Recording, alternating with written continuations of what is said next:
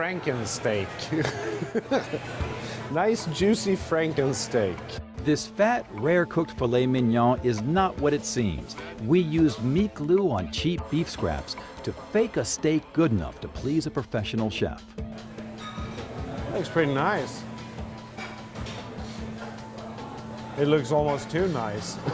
Meat glue is a powder officially known as transglutaminase. Originally, the natural enzyme was harvested from animal blood. Now it's primarily produced through the fermentation of bacteria. Added to meat, it forms a nearly invisible and permanent bond to any other meat you stick it to. Chef Stephan Terrier of Porbaco Restaurant in San Francisco takes food seriously.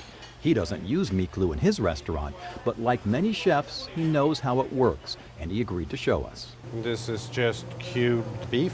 I'm going to take this powder now and dust it liberally over the meat pieces, and then just kind of tumble them around. The coated stew meat went into a circular tin to give it a nice round filet mignon shape. He also decided to make a New York strip out of thin cuts of round steak. Adding water makes a soupy glaze and an easier way to coat the meat. As you can see, this is really sticky. I'm gluing my fingers together. The final steps are to seal the meat in a vacuum bag, adding some pressure to the bond, and then it's off to the fridge to set overnight. And 24 hours later, we'll have steak. So here they are, our filet mignon. And here we got a not so New York steak. In the pan and onto the table. It tastes like meat. Our humble $4 a pound stew meat now looks like a $25 a pound prime filet. The FDA lists transglutaminase as generally recognized as safe. It's okay to eat cooked meat that's been glued. But here's the problem. The outside of a piece of meat comes in contact with a lot of bacteria, making its way from slaughterhouse to table. Usually, cooking a steak on the outside will kill all that off. The center of a single cut of steak is sterile. That's why you can eat it rare. But glue pieces of meat together and now bacteria, like E. coli, could be on the inside.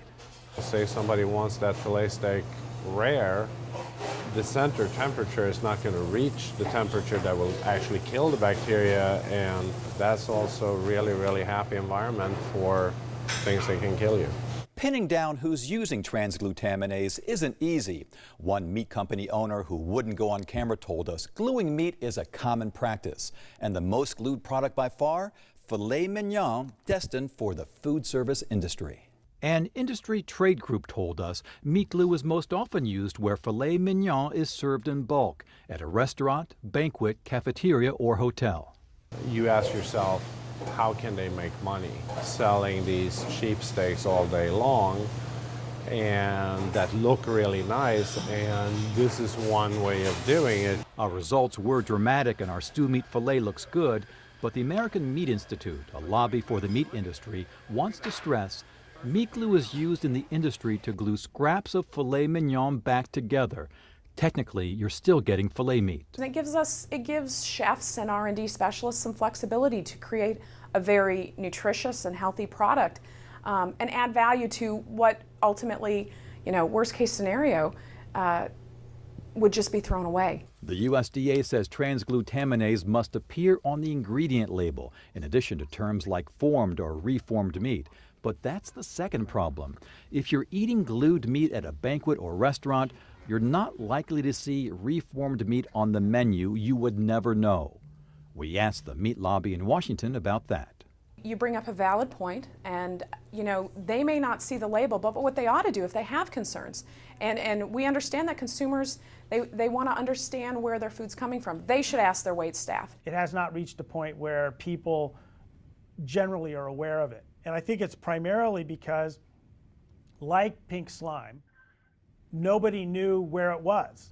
Food safety attorney Bill Marler says meat glue is used more than you think, and the meat industry isn't giving consumers the whole picture. I think what their fear is that the public's going to look at the information and go, I don't want to eat that.